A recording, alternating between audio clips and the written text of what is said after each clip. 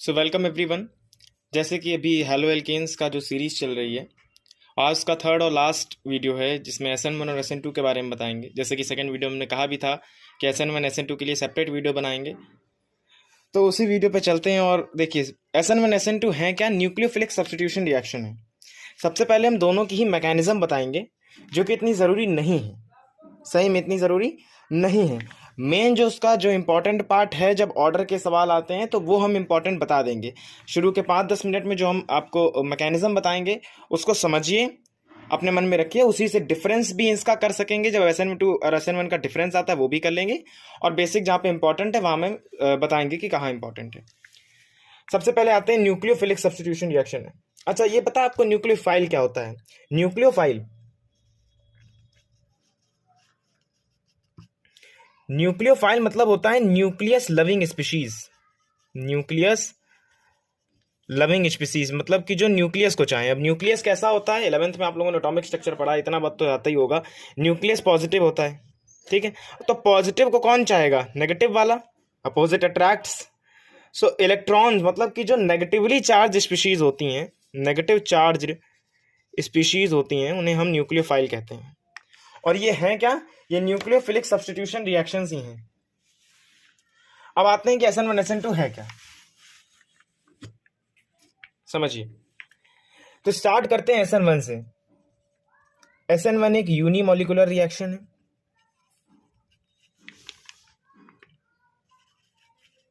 Unimolecular है। अब होता क्या है इसमें? 2 स्टेप की रिएक्शन है, 2 स्टेप की इसकी मैकेनिज्म है। स्टेप 1 समझिए। सबसे पहले होता है generation of carbocation. Generation of carbocation, सबसे पहले एक कार्बोकेटाइन बनेगा रिएक्शन में। अब वो क्या होता है देखो, समझते हैं। तो एक हमने कार्बन लिया, उससे एक हेलोजन जुड़ा हुआ है और 3 कंपाउंड और जुड़े हुए हैं, A, B और C। sp3 हाइब्रिडाइज्ड कार्बन लेंगे। अच्छा, उसकी हाइब्रिडाइजेशन कैसे निकालनी? जितने सिग्मा बॉन्ड हैं उसमें, तो 4 सिग्मा थे, इसलिए हम लोगों ने sp3 कर दिया, ठीक है। जब इसकी रिएक्शन, जब एक sp3 हाइब्रिडाइज्ड कार्बन की रिएक्शन एक पोलर प्रोटिक सॉल्वेंट के साथ होगी, पोलर प्रोटिक सॉल्वेंट, याद रखिएगा SN1 में पोलर प्रोटिक सॉल्वेंट लेते हैं, क्योंकि SN2 में पोलर ए प्रोटिक लेते हैं, भी बताएंगे। पोलर प्रोटिक सॉल्वेंट मतलब जैसे H2O, मतलब जिसके 2 पोल्स में टूट सके। H2 है तो H प्लस OH माइनस में टूटेगा। अभी जब हम पोलर ए प्रोटिक पढ़ेंगे तो उसमें हम एसीटोन ले सकते हैं, अब वो थोड़ी ना किस में टूटेगा। तो पोलर प्रोटिक सॉल्वेंट लिया, पहले स्टेप की बात कर रहे हैं। होगा क्या? sp3 hybridised carbon sp2 hybridised carbon में बदल जाएगा और कार्बोकैटायन बनेगा। अब कैटायन क्या होता है? पॉजिटिव, मतलब कि जब ये X इससे हटेगा तो इस पर एक पॉजिटिव चार्ज आ जाएगा, स्ट्रक्चर कुछ ऐसा बनेगा। सॉरी, यहाँ D रख दें क्योंकि C तो कार्बन है ही, तो एक सिमिलर ना रख के अलग कर दें, ठीक है। आते हैं तो C, A जुड़ा हुआ है, B जुड़ा हुआ है, D जुड़ा हुआ है, और जो X था ये रिमूव हो जाएगा, वहां से X हट जाएगा, इसलिए यहाँ पे एक पॉजिटिव चार्ज आ जाएगा। यही तो कार्बोकैटायन है कि भाई इसने अपना एक, ये जो बॉन्ड था वो पूरा अलग हो गया, इसलिए इस पे पॉजिटिव चार्ज आ गया। तो ये जो स्ट्रक्चर बन रहा है इसी को कार्बोकैटायन कहते हैं, ठीक है। तो सबसे पहला स्टेप क्या था कि जनरेशन ऑफ कार्बोकैटायन। एक sp3 हाइब्रिडाइज्ड कार्बन कैसे एक sp2 हाइब्रिडाइज्ड कार्बन में बदल गया। अब आते हैं इसके सेकंड स्टेप पे, स्टेप 2। ये क्या है? Attack of a nucleophile.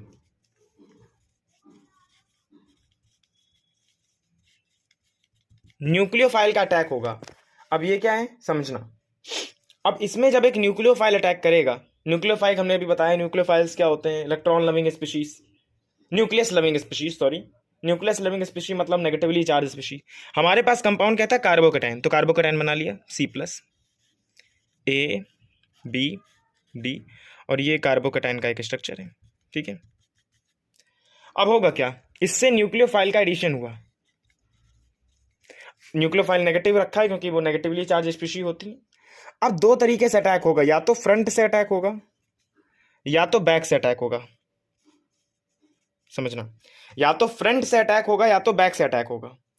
जब फ्रंट से अटैक होगा तो सी ऐसे ही, उससे ए जुड़ा था, उससे बी जुड़ा था, उससे डी जुड़ा था, और फ्रंट से हुआ इसलिए यहां पे उससे न्यूक्लियोफाइल जुड़ जाएगा आके। जो फ्रंट से अटैक होता है तो जो प्रोडक्ट आता है उसे कहते हैं रिटेंशन प्रोडक्ट। ये रिटेंशन हुआ यहाँ पे, रिटेंशन वाला समझ रहे हैं ना, ऐसा ही कार्बन लिया था तो रिटेन होके वही चीज बन गई। जब बैक से अटैक होता है तो क्या होगा, सी यहां, ए बी डी, और यहां पे आ गया न्यूक्लियोफाइल। अब ये जो है ये इन्वर्जन प्रोडक्ट है, इन्वर्जन। ये रिटेंशन था, ये इन्वर्जन है। ये इसकी 2 स्टेप की मैकेनिज्म है। पहले जनरेशन एक कार्बोकैटायन बनेगा, sp3 हाइब्रिडाइज्ड कार्बन एक sp2 हाइब्रिडाइज्ड कार्बन में बदल जाएगा। उसके बाद न्यूक्लियोफाइल का अटैक होगा, फ्रंट से हुआ तो रिटेंशन प्रोडक्ट फॉर्म, बैक से हुआ तो इन्वर्जन प्रोडक्ट फॉर्म। तो इसकी क्या क्या खासियत है, क्या क्या है उनके बारे में बता दें। तो पहली बात, जब SN1 के बारे में लिखेंगे तो SN1 एक 2 स्टेप रिएक्शन है, ठीक है, पता चल गया।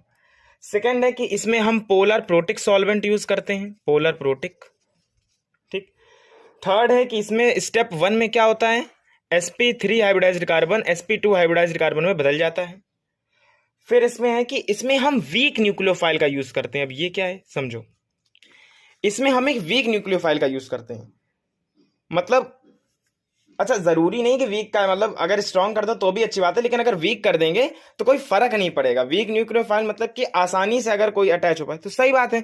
क्यों ऐसा है, देखो न्यूक्लियोफाइल का काम क्या है, ये न्यूक्लियस लविंग स्पीशीज है, मतलब पॉजिटिव के पास जाना है। तो हल्का सा भी नेगेटिव होगा तो पॉजिटिव के पास चला ही जाएगा, ज्यादा हुआ तो चला ही जाएगा, हल्का भी हुआ तो भी चला जाएगा। अभी जब हम SN2 बताएंगे जो बायोमोलिकुलर है उसमें पता चलेगा ऐसा क्यों नहीं करा। तो वीक न्यूक्लियोफाइल यूज होता है। यहां पे जो है rate of reaction directly proportional होती है रिएक्टेंट के, सबसे ज्यादा 3 डिग्री में, फिर उससे ज्यादा 2 डिग्री में, फिर 1 डिग्री में। ये क्या है, ये ऑर्डर के लिए हम अलग से बताएंगे भी, पहले इन दोनों के मैकेनिज्म बताने के बाद। और इसमें रेसमिक मिक्सचर बनता है SN1 रिएक्शन में, रेसमिक मिक्सचर या रेसमिक प्रोडक्ट बनता है। रेसमिक प्रोडक्ट क्या होता है कि मतलब कि रिटेंशन और इन्वर्जन 2 तरीके के प्रोडक्ट हैं, तो इनको मिला के कह देते हैं रेसमिक प्रोडक्ट। SN2 पे आते हैं। तो अब हम आए SN2 पे। SN2 एक बायोमोलिकुलर है। अच्छा, मोलिकुलरिटी समझते हैं आपकी, पहले यूनिमोलिकुलर था, बायोमोलिकुलर है। मतलब क्या है कि कितने नंबर ऑफ उसकी मोलिकुलरिटी कितनी है, उसके रिएक्टेंट कितने हैं। SN1 में एक ही रिएक्टेंट था, पहले स्टेप में हमने sp3 हाइब्रिडाइज्ड कार्बन लिया था, sp2 बन गया था और पोलर प्रोटिक सॉल्वेंट की प्रेजेंस, तो एक ही रिएक्टेंट था। इसमें बायोमोलिकुलर है, मतलब इसमें 2 रिएक्टेंट हैं। इसमें क्या होगा, वही कंपाउंड लेंगे फिर से, चलो A B D, उससे कोई एक जुड़ा हुआ है, ठीक है। अब यहीं पे इसकी रिएक्शन एक न्यूक्लियोफाइल से हो जाएगी। प्रेजेंस, अब की बार लेना है पोलर ए प्रोटिक सॉल्वेंट। वो कौन है, जैसे हमने ले लिया एसीटोन, ठीक। पोलर ए प्रोटिक सॉल्वेंट लिया, अब होगा क्या, देखो धीमे धीमे न्यूक्लियोफाइल जो है वो इसके पास आएगा और धीमे धीमे X इससे दूर चला जाएगा। क्या होगा, ये एक इंटरमीडिएटरी प्रोडक्ट बनाएगा। पहले इंटरमीडिएटरी प्रोडक्ट मतलब मेन प्रोडक्ट नहीं है, एक इंटरमीडिएट है, बीच में बना होगा। क्या बीच में बना होगा, C, ठीक है। ABD ऐसे ही रहे थे जैसा था।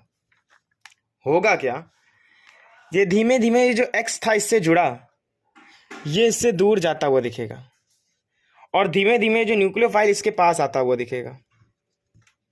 ये न्यूक्लियोफाइल इसके पास जा आ रहा है और X इससे दूर जा रहा है, ठीक है। तो फाइनली प्रोडक्ट क्या बन जाएगा, C ABD और न्यूक्लियोफाइल आ गया।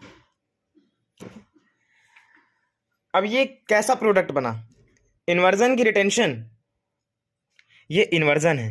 रिटेंशन तो ऐसा होता है जब यहाँ पे न्यूक्लियोफाइल जोड़ता और ABD यहाँ होते, तो ये इन्वर्जन प्रोडक्ट है। तो बस इसमें सिंगल स्टेप है, तभी ये यूनिमोलिकुलर थी। तो एक तो इसका क्या कहते हैं कि डिफरेंस आ गया कि SN1 जो थी वो 2 स्टेप रिएक्शन थी। अगर हम दोनों के डिफरेंस एक जगह लिख दें, SN1 SN2, पहले सारे पॉइंट लिख दें, SN1 SN2 एक एक करके। ये 2 स्टेप रिएक्शन है, ये 1 स्टेप की थी। अच्छा, उसमें हमने एक बात कही थी कि उसमें वीक न्यूक्लियोफाइल यूज करेंगे, लेकिन इसमें हमें सिर्फ और सिर्फ स्ट्रॉन्ग न्यूक्लियोफाइल ही चाहिए, स्ट्रॉन्ग न्यूक्लियोफाइल। अब ऐसा क्यों भैया, ये क्या है, भाई देखो वहां पे कार्बोकैटायन बन गया था, पॉजिटिव हो गया था यहाँ पे SN1 में, तो कोई भी नेगेटिव अट्रैक्ट कर जाएगा। यहाँ पॉजिटिव नहीं हुआ है, यहाँ तो इससे बॉन्ड पहले से बना हुआ था ना।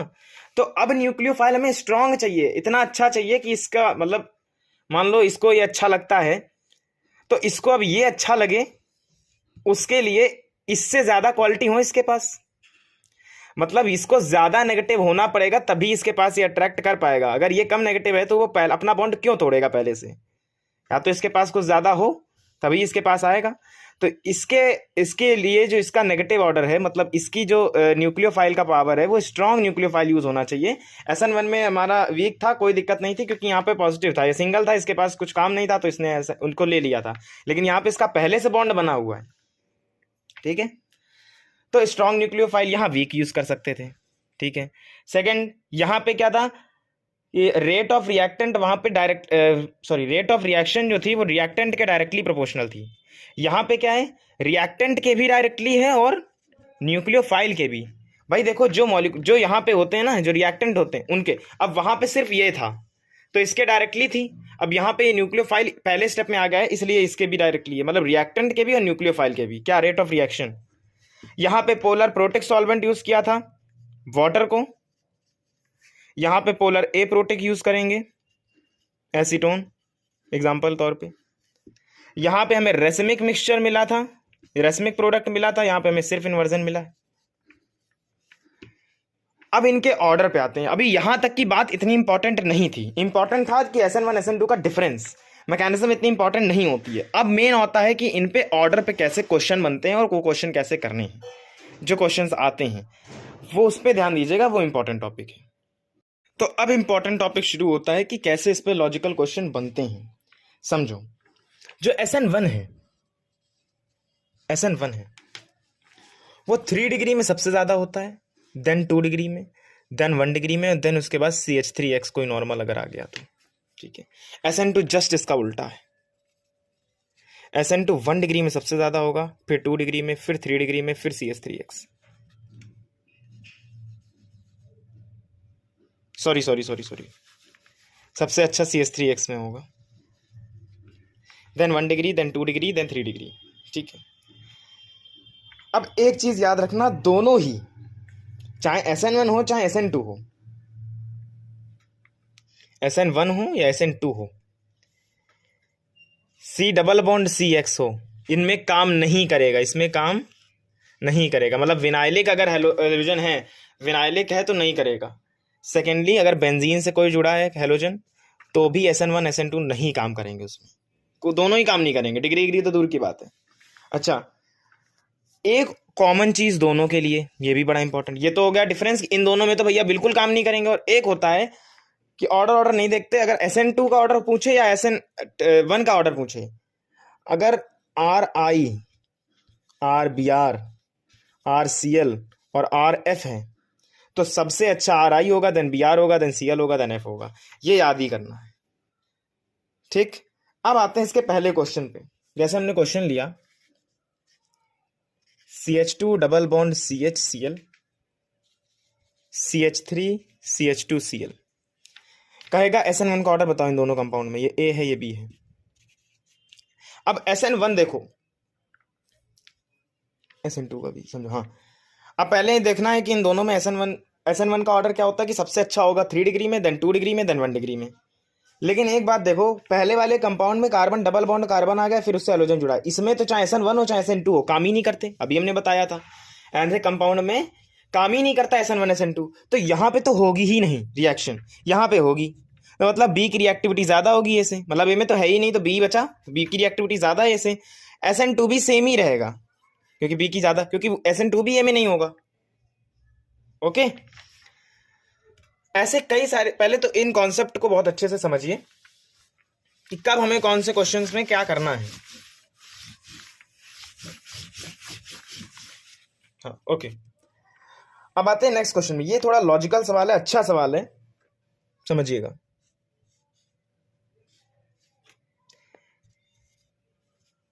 इन दोनों में SN1 SN2 का ऑर्डर बताना है।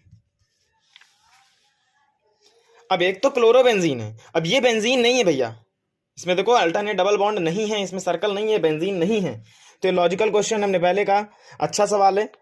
अब SN1 SN2 का ऑर्डर बताइए। चलिए तो समझो, इसमें पूछा जाए SN1 SN2 का ऑर्डर, तो बेंजीन वालों में तो होता ही नहीं, हमें पता है, तो बी में तो होगा ही नहीं, ए में ही होगा। तो ए का ज़्यादा है बी से, इसमें भी ए का ज़्यादा है बी से, इसमें भी। अब आते हैं नेक्स्ट सवाल पे। अब यहाँ पे थोड़ा जो हम लोगों ने अभी तक पढ़ा है वो याद आएगा। तीसरा क्वेश्चन,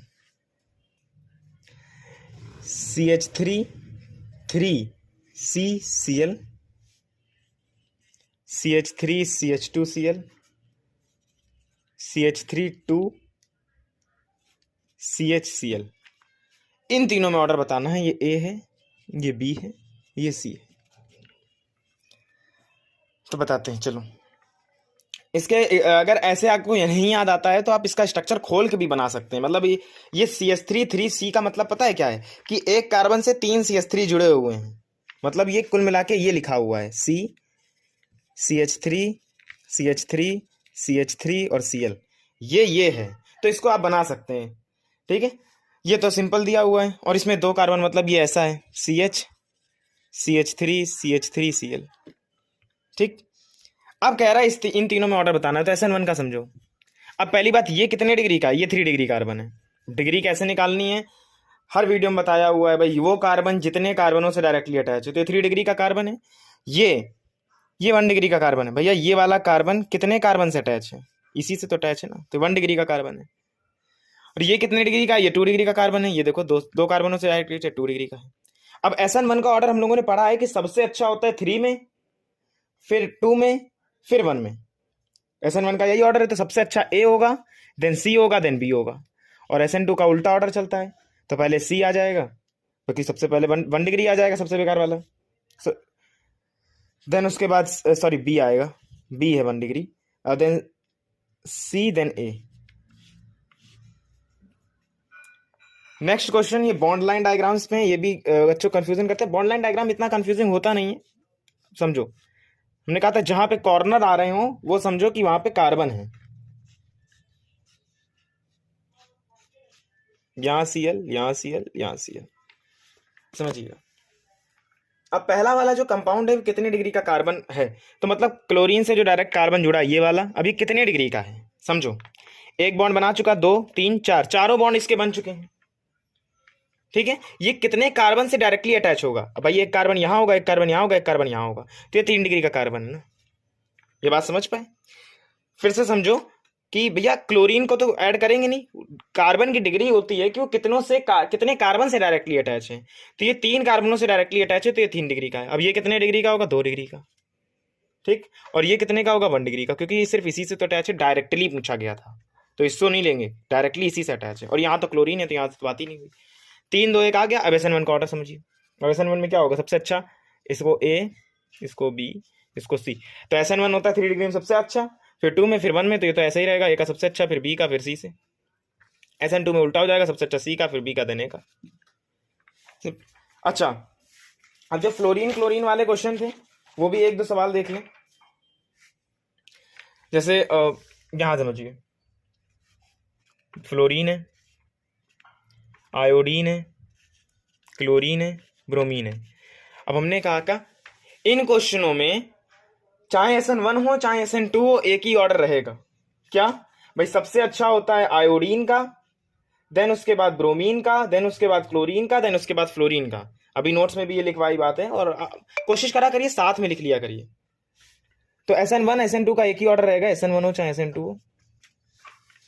सबसे अच्छा B, देन उसके बाद D, देन उसके बाद C,